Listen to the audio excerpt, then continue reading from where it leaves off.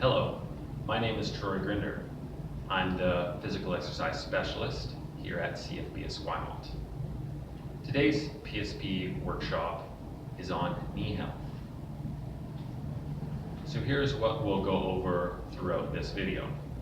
First, I'll briefly go over the anatomy of the knee, some common injuries that can occur, factors that can cause these injuries, muscles and joints involved with keeping your knee healthy, a bunch of exercise demonstrations, and then finally some programming ideas and examples that you can take into your own training. All right, so we'll start off with the anatomy of the knee. So right here I have a nice model of the knee. So this is of the right knee. So we'll first go over the bones of the knee. So at the top here we have the thigh bone or the femur, and then we have these two smaller bones here. These are the shin bones. So the outside smaller of the two is the fibula, and then on the inside the larger one is the tibia. And then we will next look at the ligaments of the knee. So a ligament is when a bone attaches to another bone. So we'll see on the outside here we have the fibula attaching to the outside of the femur. So this is the LCL, or the lateral ligament. Then we go on the inside of the knee, so the tibia attaching to the femur. So this is the MCL. And then we have two more kind of crossing one another. One that's that you see is still attached here. It's attaching to the front of the knee, and that is the ACL. And then this one that's torn that attaches to the back of the tibia here is the PCL. Next we have the structures on the top and the bottom of the knee. So on the top of the tibia, as we have these two C-shaped structures. These are the meniscus. So the outside one, closer to the fibula, is the lateral meniscus, and then the other one is the medial meniscus. And then there's also a structure that's not shown in this on this model, is on these two surfaces of the thigh bone here. We have some cartilage that covers those two parts of the bone. So the cartilage in combination with the meniscus helps keep a nice sliding smooth surface and some cushioning for day-to-day life and impact through sports or jumping or anything like that. And then finally we have on the front here we have the kneecap, so the patella, so you can see that here, and then on top of that is a tendon. And so a tendon is when a muscle attaches to a bone. So we have this tendon from up here attaching all the way down to the shin bone, the tibia here. And so this is one of the thigh muscles, one of the quad muscles, the rectus femoris, and it attaches across the kneecap into what we now call the patella tendon, attaching all the way down here. So those are all the major structures around the knee. All right, now moving on to the common injuries that I'll go over on the knee. So I'll go back to those 4 ligaments. So those ligaments can either be partially or completely torn. So we can see on the LCL here, we got a complete tear, and same with the PCL.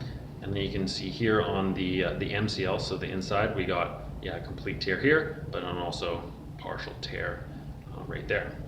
So those all usually occur when there's some type of force or pressure side to side or front to back that is just too much for the ligament to handle, and it gets tear completely or partially, which will cause pain and maybe you can't walk, lack of movement, things like that. Next we have on the inside of the knee, so we have the meniscus that can also be torn. It can even flip on top of itself, which usually inhibits you from really locking out that knee. And the meniscus usually gets injured from planting and some twisting movement.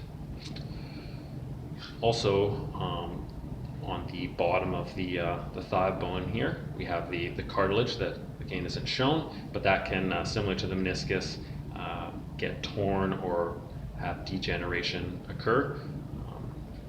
Again, usually from that planting and twisting, that will remove that smooth sliding surface and cause pain and discomfort inside the knee.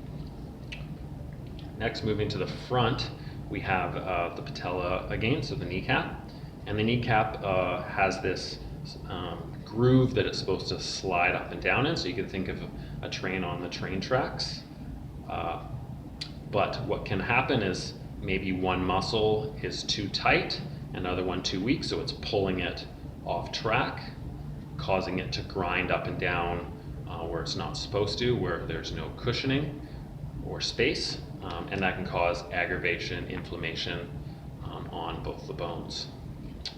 And then finally, we have the actual tendon over top of the kneecap, or just any of the tendons involved with the muscles around the knee.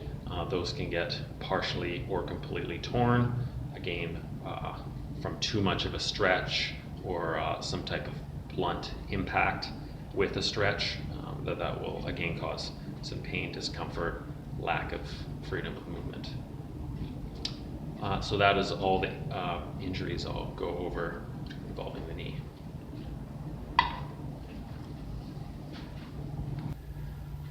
So here are the factors that can cause knee injuries. So the first one is poor movement quality.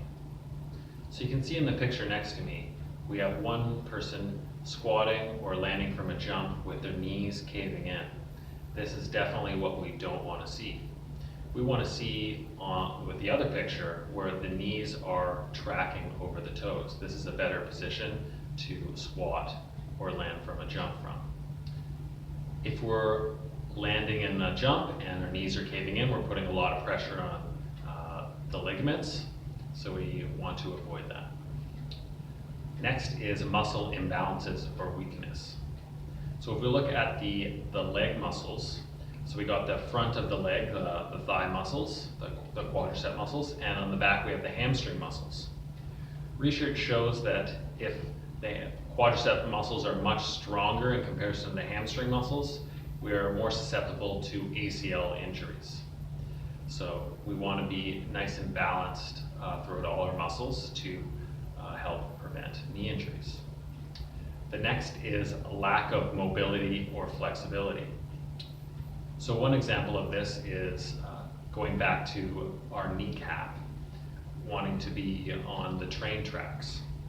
If we have one muscle pulling our kneecap out of the train tracks, and then we do some type of squat or bending the knee activity, going up or down stairs, for example, we can get that grinding from bone on bone that will cause pain and discomfort.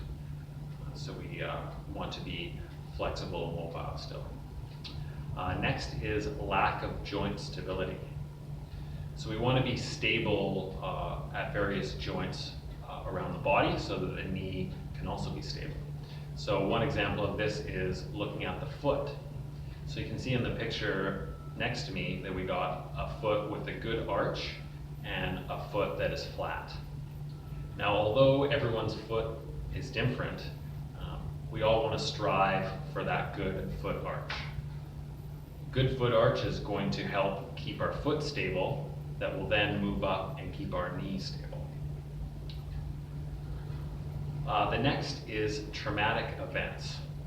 So although in this video I'm talking a lot about how to prevent knee injuries, but sometimes you just can't prevent them, life gets in the way.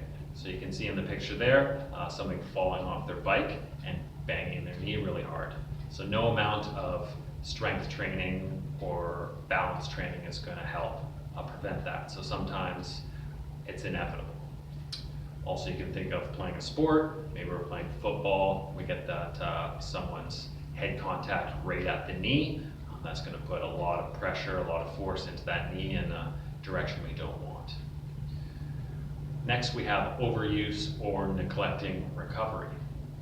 So if we're a runner and we're running all day, every day without any rest and recovery, then we're going to put a lot of wear and tear around our knee, and eventually there'll be overuse and pain associated with that. So we want to make sure, yes, we're training and getting some good benefits there, but not doing too much.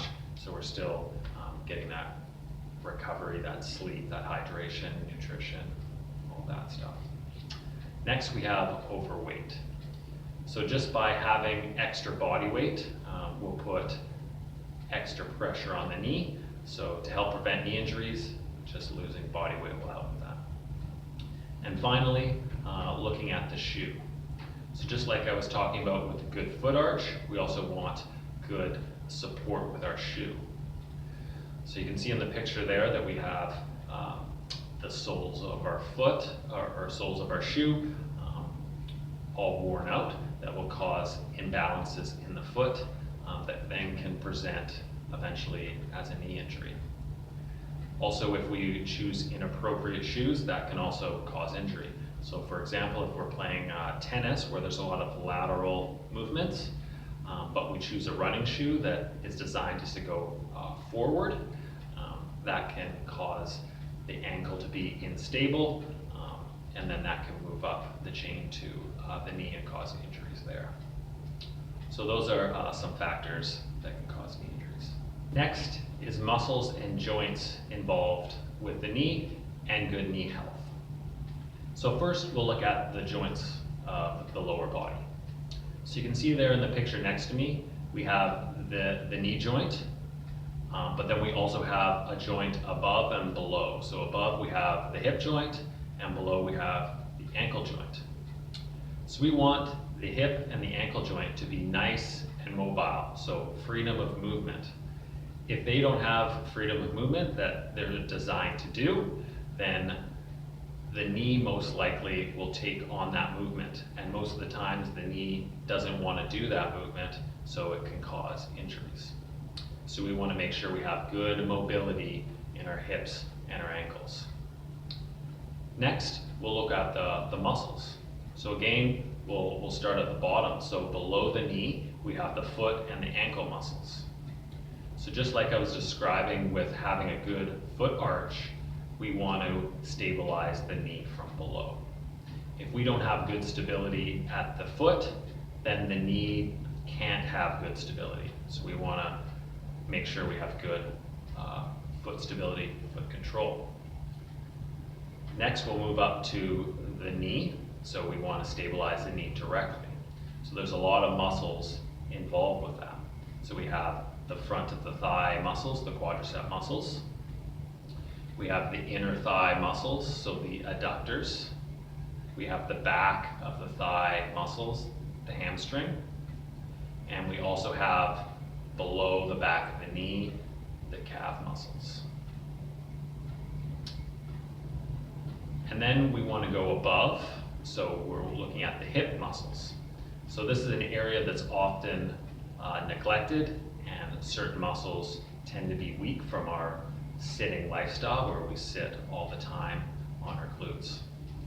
So we want to make sure that we have a lot of strength there as well to help stabilize the knee from above.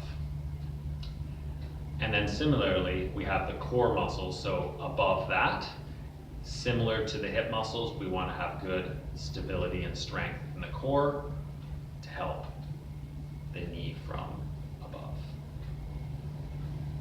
Now, before we move on to the demonstration videos, I just want to make sure that if you do have an injury, that you first talk to your healthcare provider, whether that's your physiotherapist, doctor, or chiropractor, to get an accurate assessment of your injury, and they can provide the appropriate steps moving forward. So, onto the demonstration videos. We're first going to start with some mobility or warm-up exercises. Then we'll move on to movement preparation or technique practice. And then we'll go into strength and stability, followed by jumping and landing control. and finally some flexibility or stretching. And then after the videos, there'll be a couple example workouts that you can try yourself, or you can adjust them appropriately depending on which exercise you like or your general fitness level.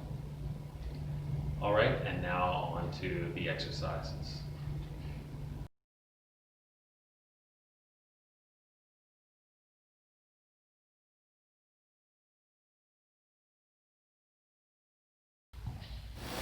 Place your front foot flat on the floor and bend your knee towards the wall, keeping your foot flat on the floor the whole time. Feel the stretch in the back of the ankle.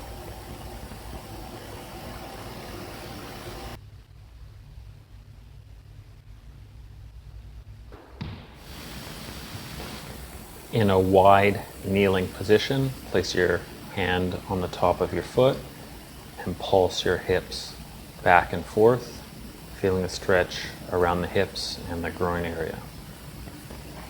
You can also use your elbow to push your knee out and do the pulsing from there to feel it in slightly different areas. You can also flare open your foot to get also some different areas, as well as you can rotate in your torso to find wherever is really tight for you and warm that up.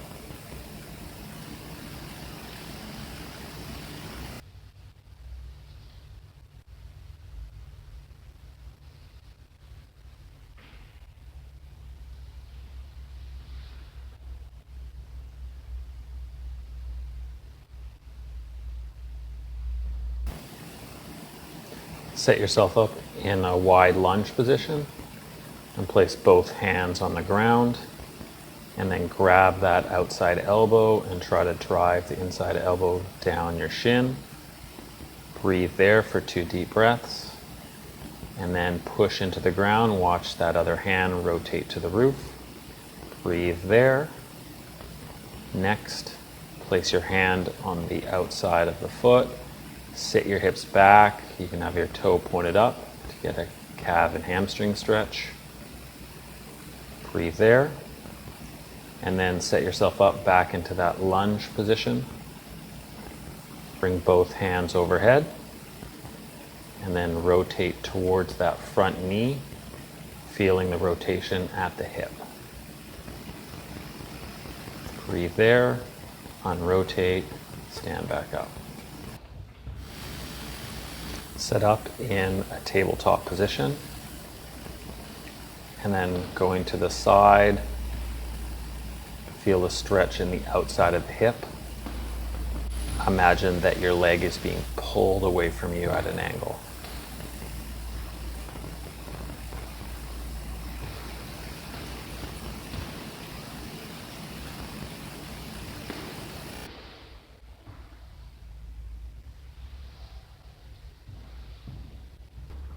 Again, in that same tabletop position, bring one leg out so it's got a straight knee, and then sit the hips back to feel a stretch in your inner thigh.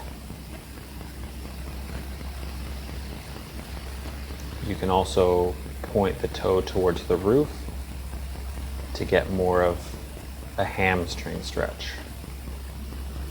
So play around with your foot angle if it's facing straight towards you or to the roof. In this exercise, we're going to focus on squatting down with good technique and holding that bottom position. You can use something like a table or something else to hold yourself up, but try to limit the need for it. Push those knees out with your elbow.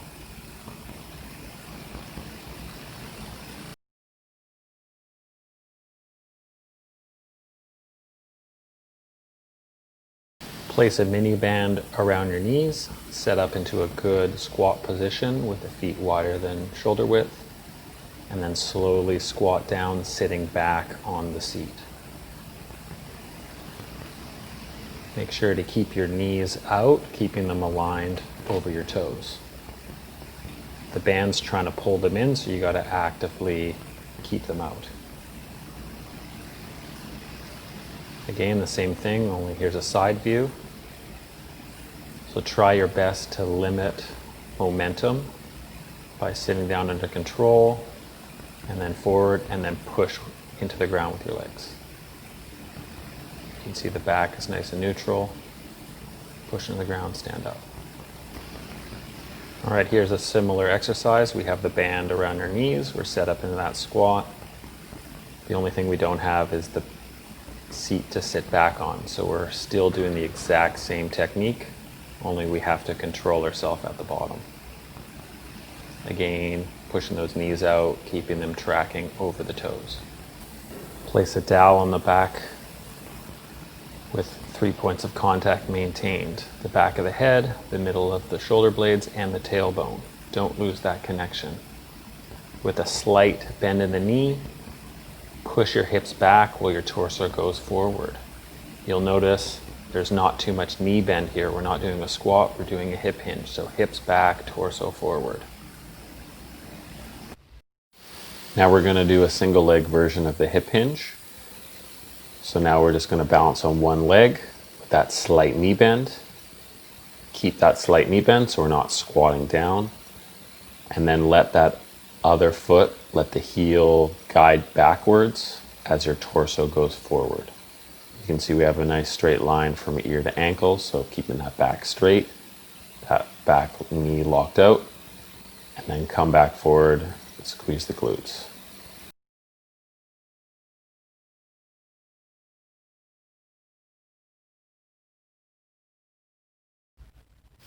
In any movement where we're standing on 1 or 2 feet, we want to maintain a good arch throughout the movement. So this drill here, we're going to use a pen, or you could use something else similar, and you're going to place it on the ground, and then you're going to stand on top of it so that the edge of the pen is where your arch would be, and that if you collapse your arch, you'll be able to feel the pen. So this is a way to help cue you that if you are collapsing your arch, you can feel the pen, you know you need to correct it. So we can do this with any sort of exercises throughout these demonstrations. So we got a single leg balance here. You can also use this technique when you're doing a single leg hip hinge. You could also use it during your squats on 1 or both feet. In this demonstration, I just have the pen under 1 foot, but you could have it under both feet. So really use it as you need if you find that your foot collapses all the time. So in this exercise, we're going to be doing some single leg balancing with some extra challenge at our knee. So we have a band pulling across our body, trying to pull that knee inwards. So we have to actively keep it out. So there's a couple variations of this. You could have the hands spread out like that to give yourself extra balance. To make it a little bit more challenging, you could cross your arms across your chest. Even more challenging is you could rotate your neck so you're looking in different directions. You could also do some blinking, so close your eyes for a moment and then open them. Really difficult is just keeping your eyes closed the whole time. And then not shown in this video is then you could then go onto an uneven surface. So maybe we're on some foam or some type of balance board to really give ourselves a good challenge. Place a towel flat out in front of you, and then with a bare foot, you're going to practice grabbing the towel with your toes, trying to scrunch it into your toes and trying to bring the towel up into your arch. So really trying to grab the towel with your toes. This might be difficult at first, but just attempting to do it is going to be effective. Once you get good at it and this becomes easy, you could place a small amount of weight at the end of the towel so that your foot has to work harder to really crunch, to strengthen that arch in your foot.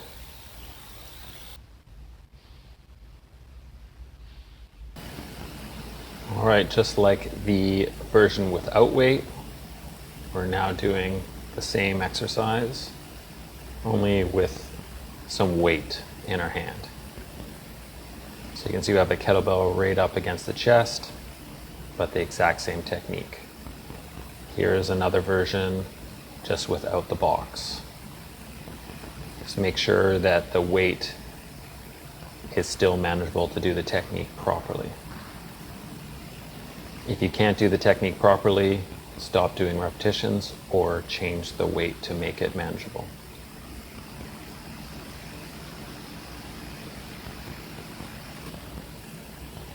Set yourself up in a lunge position.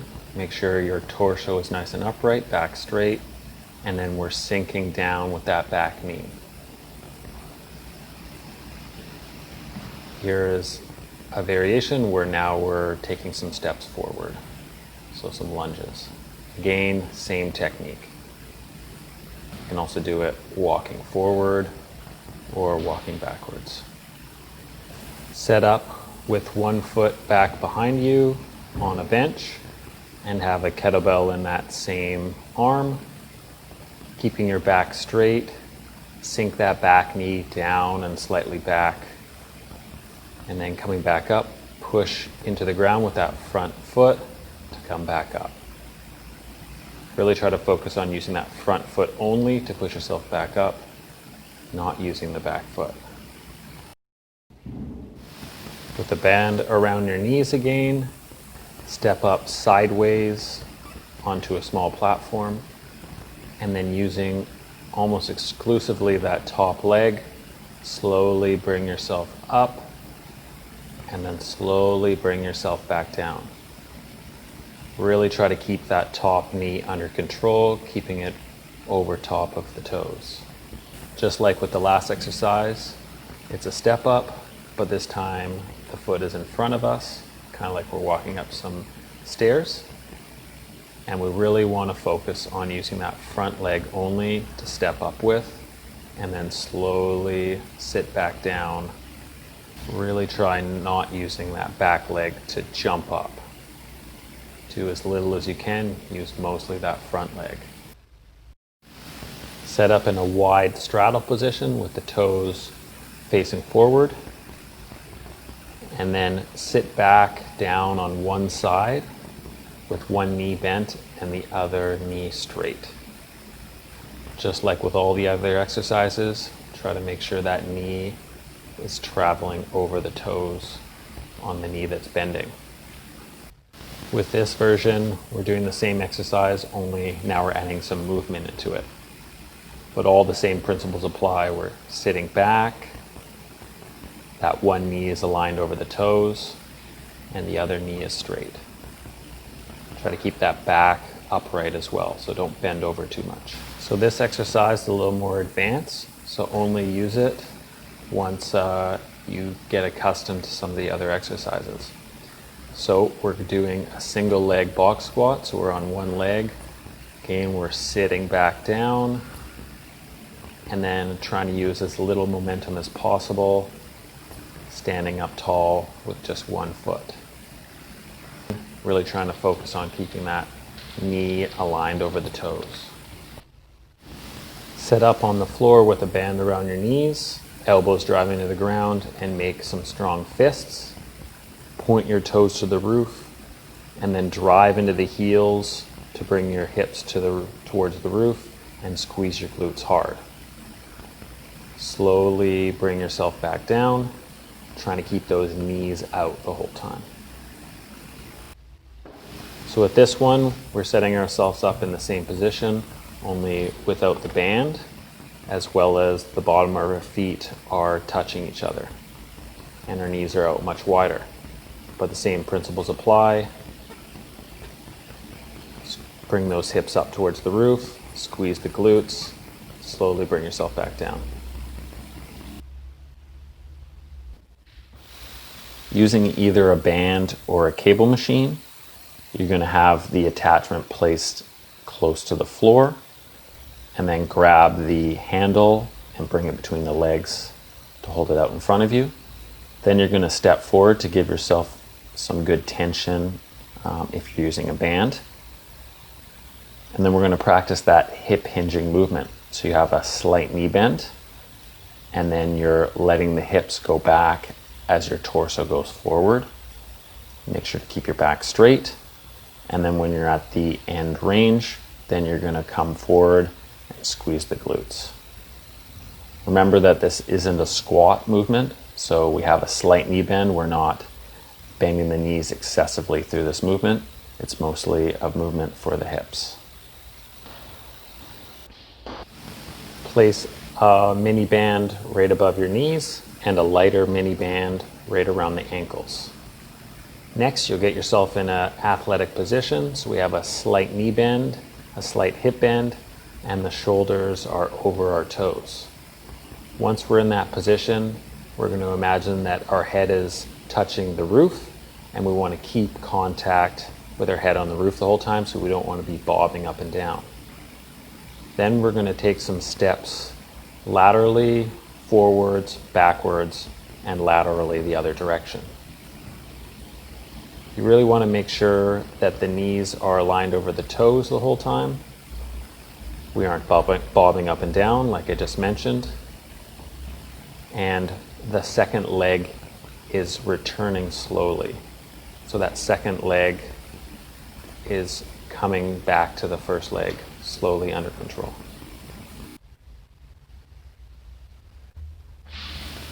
So this exercise is set up in the same way with those two mini bands, only now I'm using a frisbee so my foot can slide freely, but you can not use the frisbee and use another way to slide along the surface easily. We're going to get in that same athletic position, only now I'm keeping most of my weight on the foot that doesn't have the frisbee. Then I'm going to kick my leg out or slide my leg out, locking out my knee, staying on my toes, and feeling my glute squeeze on that one side. You can notice that my other knee is not bending up and down, so I'm not squatting or lunging in this exercise. Then we're going to do the same thing, only we're skating backwards. Same principles apply. I'm keeping the weight over that one leg that I'm balancing on. I'm not bobbing up and down, and I'm locking out that knee. I'm on my toes, and I'm squeezing my glute.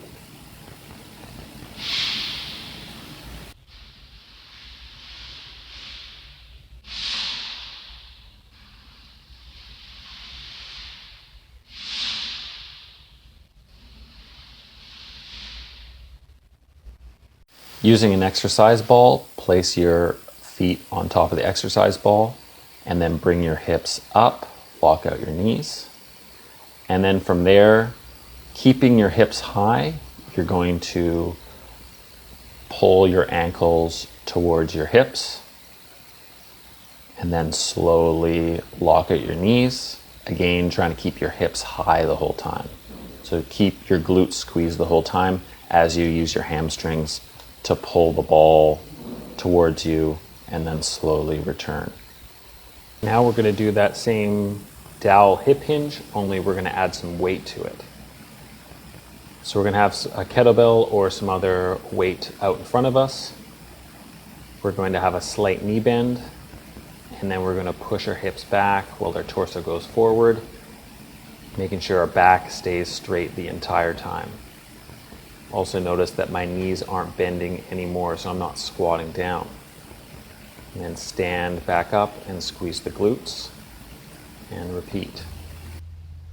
Now this is the single leg version of that same exercise in the warm-up, only now we have a kettlebell on that leg that's going back. Let that heel go backwards, our back stays straight, and we got a nice straight line from ear to ankle. Again, we're not squatting down during this movement, so just a slight knee bend the whole time. Now with the kettlebell deadlift, you want to set up with your shoelaces right in between the handle. So we're nice and close. Then we're going to do that same hip hinge, only now we have to bend our knees a little bit more to get down to the ground.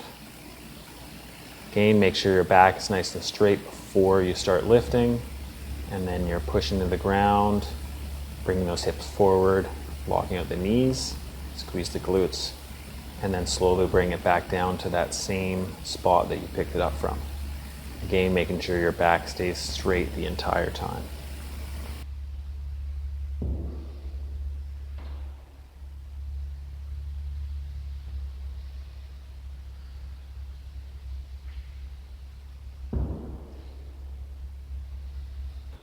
Start off in a tabletop position with wrists over shoulders, knees over hips, and make sure your knees are separated, they aren't together. Then from there, you're going to imagine that there is something on your back you don't want to spill. And then you're going to raise one arm overhead with the opposite leg raising and kicking behind you, and hold that position. Really try to keep the weight over your belly button, not over the knee that's down. We want to make this challenging. Then bring the arm and leg back, again trying not to spill what's on your back, and then doing the other side. Start by setting up in a good plank position. So we got a nice straight line from ear to ankle. We also got our glutes really squeezed and our core is nice and tight. Once we have our core nice and tight, then you're going to slowly raise one leg off the floor and hold that position. The key with this exercise is that as you raise one limb off the floor, nothing moves. So we don't want those hips swing side to side. Another variation of this is bringing the feet out a little bit wider and then raising one arm off the floor. This one's usually a little bit more challenging. We really want to make sure that that core is stable and we aren't moving the hips side to side to accommodate for the limb raise, whether it's the leg or the arm. Start by positioning yourself in a plank position on top of an exercise ball. Make sure your plank position is really good, so we're squeezing those glutes, our back is in a neutral position, and we're nice and tight throughout our core. Then if this already isn't enough of a challenge, you can then move your elbows on the ball. So we can go up and down, we could make a V pattern, or we could draw circles like you're stirring a pot. You could also try doing any other variation of movement. Just make sure that your plank position stays good. So nothing is moving except for your shoulder joint. For the easy version, we're going to start off at the knees. So bring your hips up, push your hips forward, squeeze your glutes, and make sure your shoulders are stacked on top of one another, that is over your elbows. Then the harder version is where now we're at our toes and raising our hips. Now we're going to do those same side plank techniques, only now we're going to raise that top leg. So the first one's the easy version where we're at the knee, and then the harder version when we're at the toes. Again, make sure your hips are pushed forward and squeeze your glutes. For this variation, we have a band around our knees. We're going to get into the easier of the two side planks, and then keeping the feet together, we're going to separate our knees and hold that position.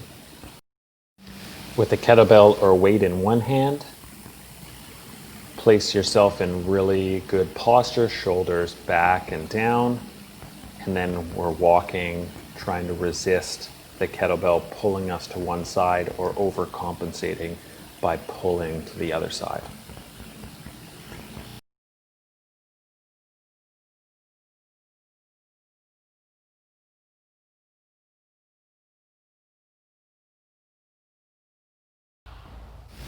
So here we're doing some jumping and landing. So we're going to start out in jumping position with the feet under the hips. We'll sit back, we'll jump up high, and then we'll land softly in a slight squat position. You'll see that the feet are now a little bit wider and we're sitting back a little bit making sure those knees are over the toes. That's the most important part, those knees over the toes every time.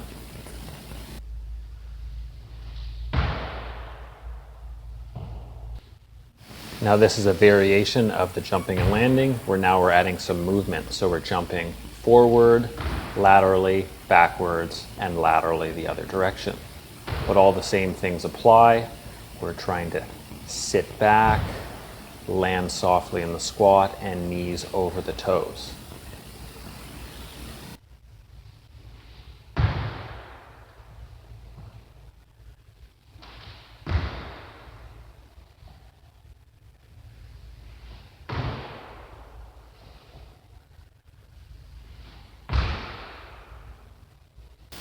With this exercise, now we're going to jump laterally, side to side, and we're going to be landing on one foot instead of two. So landing on one foot is much more challenging, so master landing on 2 feet before you start moving to this 1 foot version.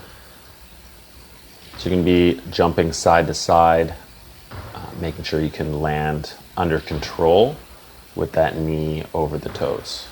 So make sure you land and control before you jump again. So instead of jumping side to side, now we're just going to stay on one leg and jump straight up. And then we're just landing under control again, trying to control that knee from swaying side to side. Now we're doing that same 1 foot jump and land, only now we're again jumping forward, laterally, backwards, and laterally again.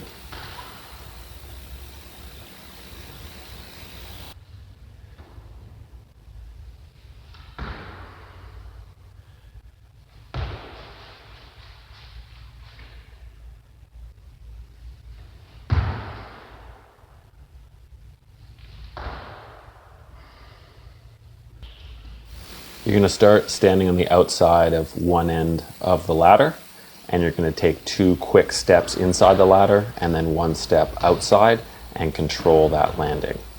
Then you go the opposite way, 2 quick steps inside the ladder, 1 step out, controlling that landing, and repeat down the ladder.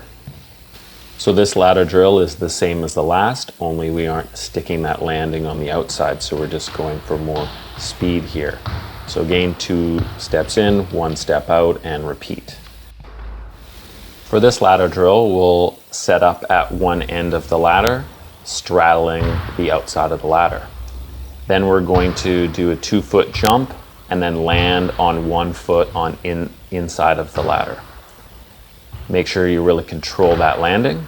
Then we're going to jump forward to straddling the ladder again, and then again a 2 foot jump and land on the next rung with the other foot. For this ladder drill, we're going to start at one end, only we're going to be sideways to the ladder. We're going to have our lead leg in one of the ladder rungs and our other leg on the outside. Then we're going to do a 2 foot jump and we're going to land in the other lunge position. So we'll go back and forth slowly, really controlling that landing. Once you get good at this technique, then you can start speeding it up, like you can see in this demonstration.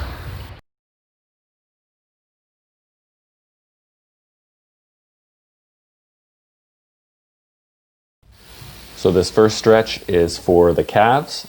So you're going to put 1 foot up, elevated on some type of platform, and then you're going to keep that knee locked out and push your hips forward until you feel a stretch just below the back of the knee. And just hold that while you breathe and relax. This stretch is for a different calf muscle, so it's going to be the same setup, only now we're going to have that knee bent, trying to bring it as far forward past the toes as we can. You should feel this stretch more close to the back of your ankle. Again, breathe and relax. Position yourself in a half kneeling position close to a wall. Then you're going to grab your back ankle and bend it close towards your hips, feeling a stretch in the front of the thigh and maybe in the front of the hips. And then you can, if you want to add to the stretch, you can lean forward closer to the wall. Try to squeeze your glutes throughout this exercise. If you find you can't grab your ankle or it's just too tight, then you can place your ankle on the back of a platform behind you, or you could just not bring that ankle up close to your hips and just keep it on the floor. Still feeling the stretch in the front of the thigh.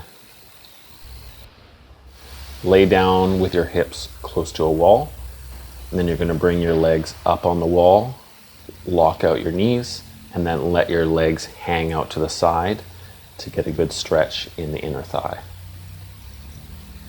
You can also play around with your foot position, so you can bring your toes to face more towards you or away from you, and you'll get stretch in slightly different areas around your inner thigh and your hamstrings.